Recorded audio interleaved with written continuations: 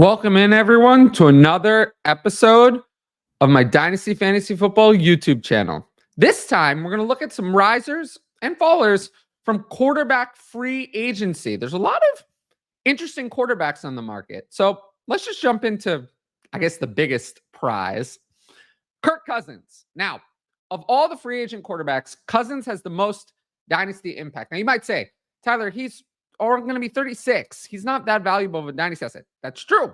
But it's not about Cousins himself. It's about the weapons. So right now he's supporting Justin Jefferson, Jordan Addison, and TJ Hawkinson in Minnesota. And for them to find another quarterback with Cousins production will be almost impossible, especially one who doesn't run at all, which favors the receiving weapons. He's been insanely consistent. He's averaged between 263 and 269 passing yards per game in 4 of his 6 seasons in Minnesota. Interestingly, 2023 was his best year as a Viking until his Achilles tear. 291.4 yards per game, 18 touchdowns in 8 games, 69.5% completion. He was playing great. Essentially, from everything I've heard and from what makes sense, there are 2 destinations for Kirk Cousins. There's 2 choices, the Falcons and the Vikings. They both have strong sets of offensive weapons who need a quarterback badly. We saw what happened with the Falcons this year. Unfortunately, there is only one Kirk Cousins. There isn't another one. There isn't another guy on the market. So whichever team gets Cousins will benefit immensely. But the stakes for the Vikings are a lot higher than they are for the Falcons. Even a half-decent quarterback could support Drake London and Kyle Pitts and Bijan Robinson at running back. But to support Justin Jefferson at his level, Jordan Addison and TJ Hawkinson takes a high-volume quarterback. It's not going to happen without one. So of all players in quarterback free agency, Jordan Addison and TJ Hawkinson actually have the most on the line. And low-key, I think they're going to get spurned. I think that Kirk Cousins is going to sign with the Falcons. They're the better team over the Vikings. The Falcons defense is better than the Vikings defense. TJ Hawkinson's injury really hurts the Vikings because they have so much money tied up in him. I think the Falcons are the team that overpays for Kirk Cousins. This is a lot. 2 years, $100 million is a lot. They're desperate. They've had 2 years of Marcus Mariota, Desmond Ridder, and Taylor Heineke. They are desperate. I think that they overpay and just do what they have to do to get Kirk Cousins. 2 years, $100 million, fully guaranteed. Next one, Baker Mayfield. This one's a little different. I don't see a lot of drama with Baker Mayfield. He found success with Buccaneers. They could use the $36.3 million franchise tag on him. I don't expect that. They also have to retain Mike Evans and Antoine Winfield Jr. They only have one franchise tag.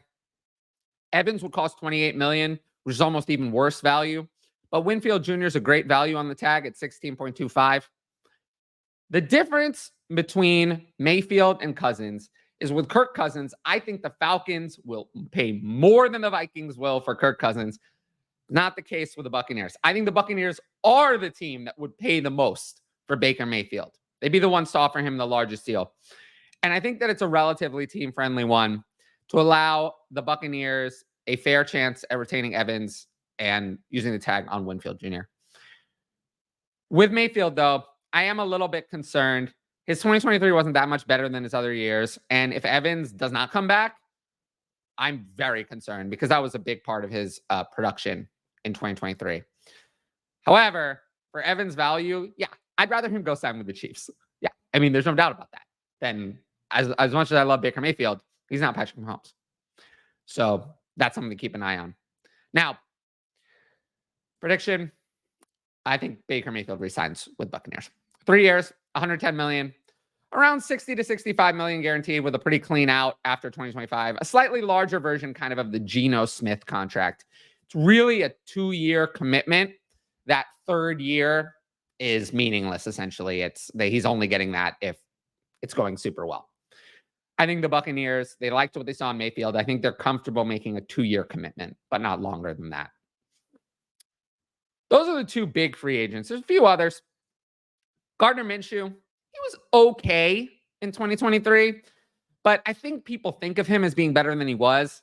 He only completed 62.2% of his passes. He is what he is. He's a backup, maybe a bridge quarterback, but mostly he's a backup. So the Falcons and Buccaneers have already found their quarterback. The Commanders and the Bears, they're 1-2. They're going to pick quarterbacks at the top of the draft.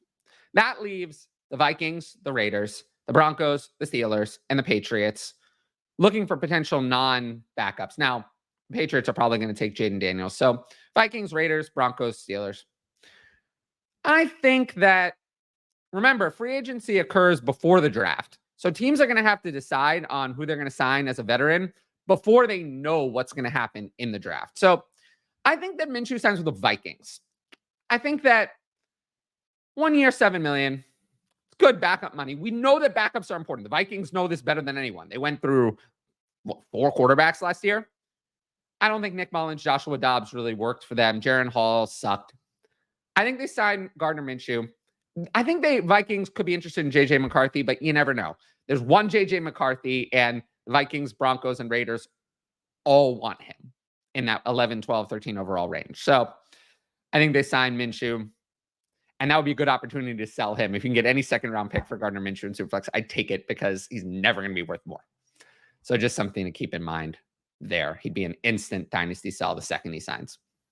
But hold on to him until then.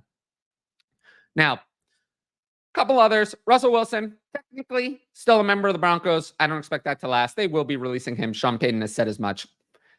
Now, the thing is, I don't know how big the market is going to be for Russell Wilson. Someone's going to sign him.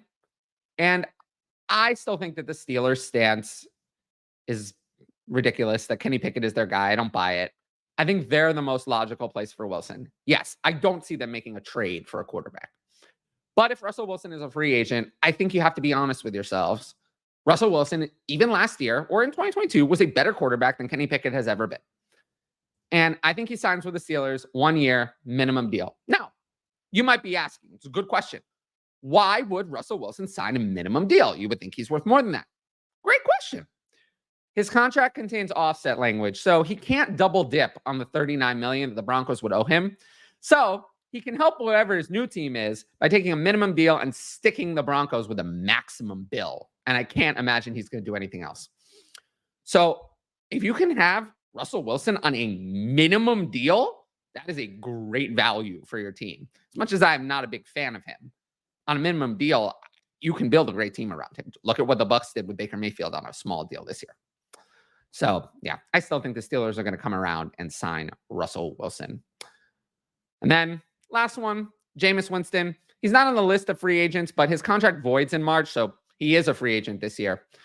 And we kind of covered the Steelers.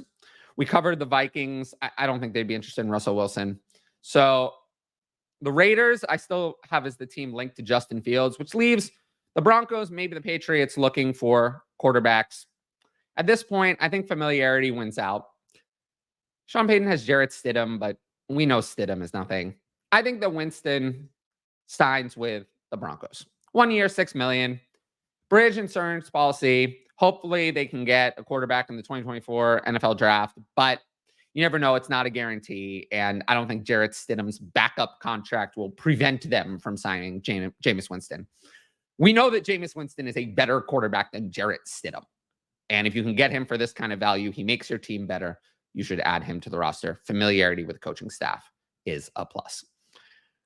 Now, the rest of the quarterbacks, few names: Ryan Tannehill, Sam Darnold, Joshua Dobbs, Jacoby Brissett, Jimmy Garoppolo after the Raiders cut him, Joe Flacco, are the best quarterbacks on the market.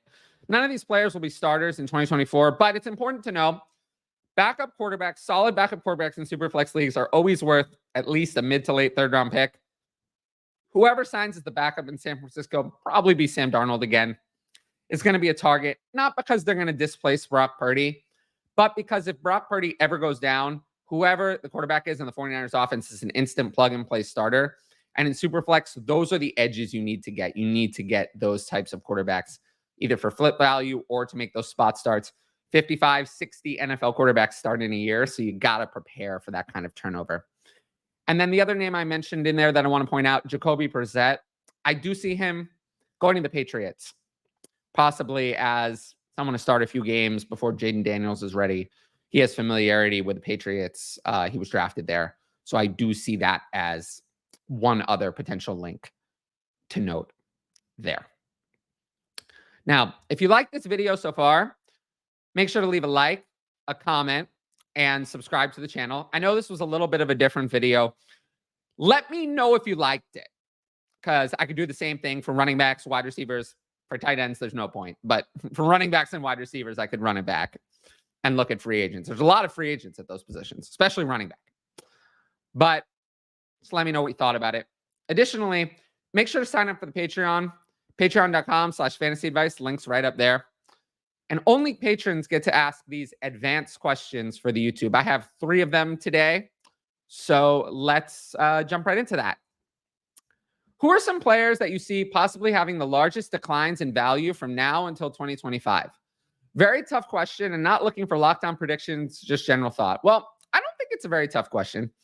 There's a very low-hanging fruit, obviously. The really old running backs, 28-year-old running backs, Christian McCaffrey, Derrick Henry, Joe Mixon, Austin Eckler, Aaron Jones, James Conner, they're going to be worth less in 25 than they are now. There's like one Raheem Mostert ever who just magically gained value after age 30. There's one of those ever in the Dynasty era. So that's not going to happen again. But if we want to look at some players that are not just aging out, I'm highly concerned about some of the mid-tier running backs. I have heard that the 2025 running back class is very good. There's a lot of these guys. Javonte Williams, Ramondre Stevenson, Najee Harris, DeAndre Swift. They're kind of okay. Like, they've had their time. There are concerns. They're all getting a little bit older. Remember that as of last year, Miles Sanders was a valuable running back. Now he's not worth anything. It doesn't take much for a running back to fade away. Just someone passing them on the depth chart. The same risk does not exist for a wide receiver because there's usually at least 2, and in most cases 3 seeing the field at once. But to add some wide receivers to this list, there's a few that I throw out there who have mostly name value that will not last unless they have some production. Jahan Dotson, Jerry Jeudy, Jameson Williams, Christian Watson, and Gabe Davis. Those are ones I would say I would predict to lose value between now and 2025. Next one. Are there any running backs you consider with the last pick of the first round, pick 12 of a 1 QB rookie draft this year? I feel like I've got many, many versions of this question. Right now, I have Jonathan Brooks as 112 and 1 QB. I am confident that there will be no running backs drafted in the top 50 of the NFL draft. Brooks right now, I think, might slip into the late second around pick 60. But I don't think there's going to be any top 50 picks. So pretty much any first round wide receiver will be ahead of any running back. I'm confident there's going to be at least 6 wide receivers in round 1. Marvin Harrison Jr., Malik Neighbors, Odunze, Brian Thomas Jr., and then probably 2 of the other guys, Coleman, Franklin, Mitchell, Xworthy, and maybe even Ladd McConkey I've seen in the late first a couple times. Even in 1 QB, I might rather have Caleb Williams over some of these running backs. So, yeah, it's tough. But I will say, given the combine and how running backs typically rise up the board and how there's not going to be 4 quarterbacks ahead of them like there will be in Superflex, I do think a running back will sneak in at 110, 111 or so. Could be Brooks, could be Blake Corum. The problem is, Trey Benson. Problem is right now I don't know which one it'll be. So, yeah. But for now, I do have Brooks at 112. Last one. Is Deontay Johnson a sell or a hold if the Steelers get a quarterback? At this point, there's no point in selling Johnson. People hate this offense. They hate Johnson. They hate Pickett. They hate everything. Johnson's a free agent after 2024. I wouldn't be surprised if he's traded this offseason so the Steelers get a return of some kind. Just hold and wait on Deontay Johnson. If you like the video, make sure to like, comment, and subscribe to the channel. Of course, sign up for the Patreon at patreon.com/fantasyadvice. Links in the top right corner, in the show description, and in the pinned comment. And of course, I really want to know about this video. I'm trying something different here. So let me know if you liked it. Let me know if you want me to do this again. If you want me to just stick to buys and sells, rookies and trades, I can do that. But I'm always curious about feedback from the people. So leave it in the comments on this video. But until next time, I want to thank you all for watching, and I will see you all later. Peace out.